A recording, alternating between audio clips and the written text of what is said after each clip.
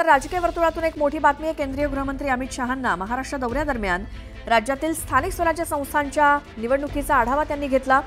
मुंबई, ठाणे, पुणे या शहरात स्वबळावर निवडणुका लढवण्याबाबत चाचपणी करण्याच्या सूचना केंद्रीय गृहमंत्री अमित शहा यांनी दिल्याची माहिती सूत्रांकडून मिळते। मुंबई, ठाणे, पुणे या ठिकाणी स्वबळावरती लढण्याची चाचपणी करा, अशा प्रकारच्या सूचना केंद्रीय गृहमंत्री अमित शहा यांनी भाजपच्या नेत्यांना दिल्याची माहिती मिळते। महाराष्ट्र दौऱ्यादरम्यान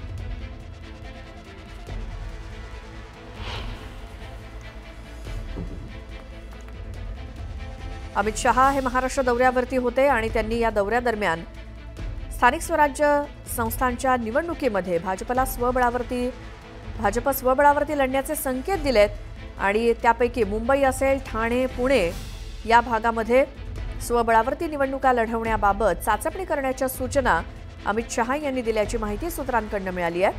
त्यामुळे भाजप स्वबळावरती लढणार का स्थानिक स्वराज्य संस्थांच्या निवडणुकीमध्ये, खास करून मुंबई, ठाणे, पुणे या ठिकाणी। एक मोठी बातमी येते। बीडच्या गेवराई तालुक्यामध्ये मुसळधार पाऊस कोसळला आणि या पावसामुळे काजळवाडीला नदीला पूर आलाय। दरम्यान पुराच्या पाण्यातनं गावाकडे जात असताना एक शेतकरी यामध्ये वाहून गेलाय। या घटनेचा व्हिडिओ सोशल मीडियावरती व्हायरल झालाय। दरम्यान शेतकरी थोडक्यात बचावल्यामुळे मोठा अनर्थ टळला।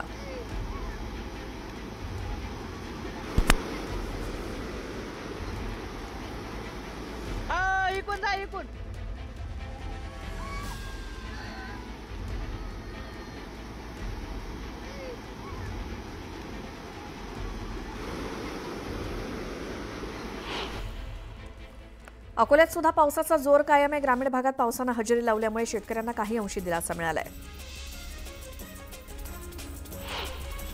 बीडच्या माजलगाव शहरात दमदार पावसाने मुख्य रस्त्यांना नदीचं स्वरूप आलंय। नगरपालिकेच्या वतीनं सांडपाणी व्यवस्थापन न केल्यामुळे गुडघाभर पाण्यातून नागरिकांना वाट काढावी लागली।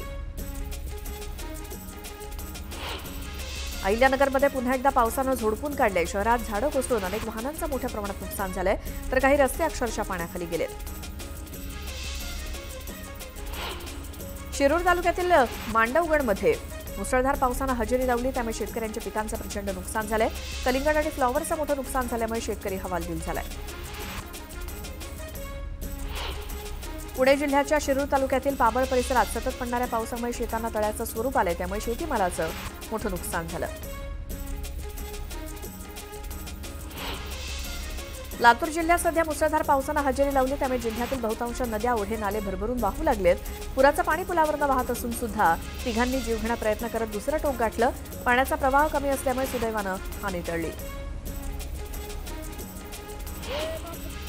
रायगड जिल्ह्याला सलग 3 दिवस पावसानं चांगलं झोडपलं, त्यामुळे अनेक शेतकऱ्यांचं मोठं नुकसान झालंय। कांदा देखील पावसात भिजल्यामुळे शेतकरी हतबल झालाय। लातूर शहरातील झालेल्या मुसळधार पावसामुळे पालिकेची पोलखोल झाली। हातावरती पोट असलेल्या गोरगरिबांच्या घरांचं मोठं नुकसान झालंय। नाल्याच्या गटारातलं साहित्य घरात शिरल्यामुळे संसार उपयोगी साहित्यासोबतच अन्नधान्याचं देखील नुकसान झालंय। बीडच्या आष्टी तालुक्यात मुसळधार पावसानं धुमाकूळ घातला। धामण गावातील शेतकऱ्यांच्या केळीसह संत्रा बागेचं मोठ्या प्रमाणात नुकसान झालंय।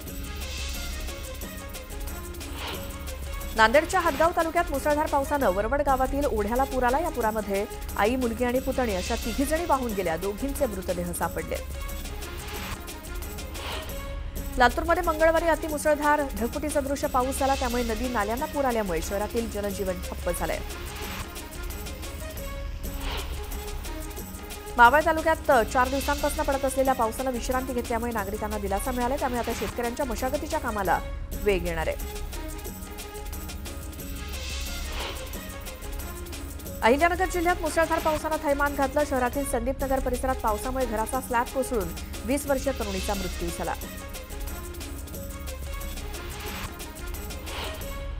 वाशिमच्या मालेगाव शहरातील शिव चौकातील एका विद्युत पोलवरच्या वायरिंगला अचानक भीषण आग लागली।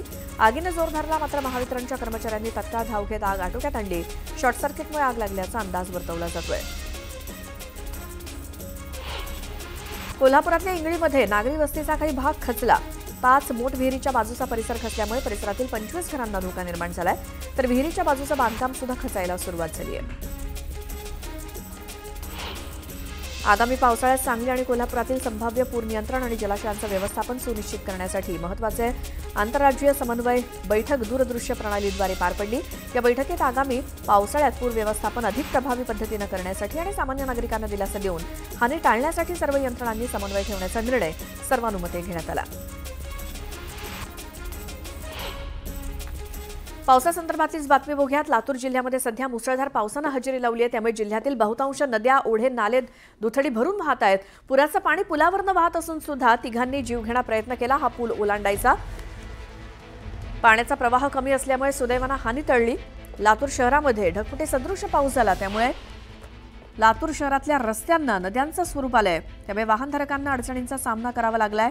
लातूरमध्ये मुसळधार पावसानं जोरदार हजेरी लावली, त्यामुळे अनेक घराघरात पाणी शिरल्यामुळे जनजीवन देखील विस्कळीत झालं। लातूरमधली ही दृश्य आहेत। जिल्ह्यामध्ये अगदी ढगफुटी सदृश पाऊस झाला, रस्त्यांना अक्षरशः नद्यांचं स्वरूप आलंय। रस्ते आहेत की काय हे कळायला मार्ग नाही आणि याच पाण्यामध्ये अक्षरशः या दुचाकी सुद्धा पूर्णपणे बुडलेल्या दिसतायत। गुडघ्याच्या वर पाणी दिसतंय रस्त्यावरती वाहताना आणि याच पाण्यातून वाहून जाणारी वाहनं वाचवताना नागरिक।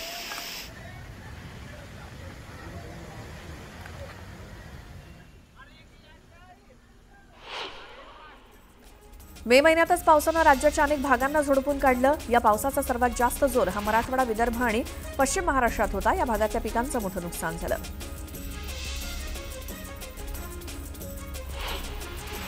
पुणे महानगरपालिकेनं शहरातील पाणी तुंबणाऱ्या धोकादायक ठिकाणांची संख्या कमी करण्याचा प्रयत्न सुरू केलाय, पण ही संख्या कमी होण्याऐवजी ती वाढतेच आहे। महापालिकेनं यापूर्वी 201 ठिकाणं निश्चित केली होती, त्यात आता झालेल्या पावसामुळे आणखी 29 ठिकाणांची भर पडली आहे।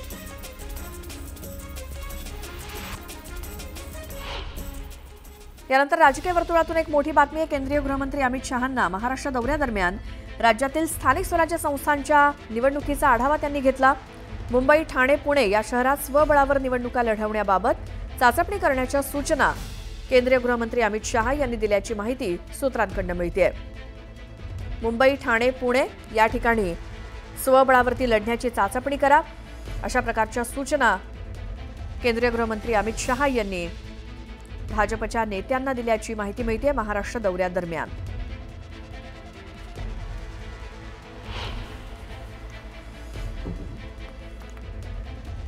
अमित शहा हे महाराष्ट्र दौऱ्यावरती होते आणि त्यांनी या दौऱ्यादरम्यान स्थानिक स्वराज्य संस्थांच्या निवडणुकीमध्ये भाजप स्वबळावरती लढण्याचे संकेत दिलेत आणि त्यापैकी मुंबई असेल, ठाणे, पुणे या भागामध्ये स्वबळावरती निवडणुका लढवण्याबाबत चाचपणी करण्याच्या सूचना अमित शहा यांनी दिल्याची माहिती सूत्रांकडून मिळाली आहे। त्यामुळे भाजप स्वबळावरती लढणार का स्थानिक स्वराज्य संस्थांच्या निवडणुकीमध्ये, खास करून मुंबई, ठाणे, पुणे या ठिकाणी।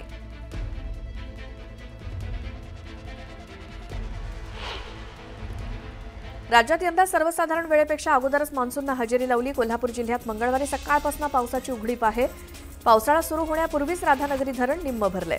धरणातील सोमवारचा पाणीसाठा 3.96 टीएमसी होता। धरणाची क्षमता 8.36 टीएमसी आहे।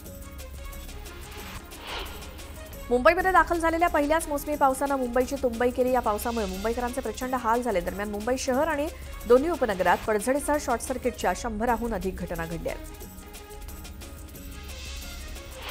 सोलापूर शहरात 2 दिवसांपासून पडणाऱ्या मुसळधार पावसात सुद्धा लालपरी सेवा बजावते। लालपरीनं 2 दिवसात 63,83 लाखांचं उत्पन्न मिळवलं। या मुसळधार पावसात लालपरीनं 1,09,00,000 किलोमीटर प्रवास केला। मुंबई महानगरपालिकेनं पाणीपुरवठा योग्य आणि सुरळीत करण्यासाठी विविध कामं हाती घेतली आहेत। मध्य आणि दक्षिण मुंबईमध्ये आज 24 तासांसाठी पाणीपुरवठा बंद असणार आहे। या कालावधीत नागरिकांनी पाणी काटकसरीनं वापरून सहकार्य करावं असं आवाहन महापालिकेनं केलंय। पुण्यात मान्सूनचं आगमन होऊन शहरात जोरदार पावसाला सुरुवात झाली, मात्र सिंहगड रस्ता, क्षेत्रीय कार्यालय, नगर रस्ता, वडगाव शेरी क्षेत्रीय कार्यालयाच्या हद्दीतील नालेसफाई आणि पावसाळी गटारांच्या स्वच्छतेची निविदा आलेली आहे। त्यामुळे आता या निविदा काढून काय उपयोग असा प्रश्न उपस्थित होतोय।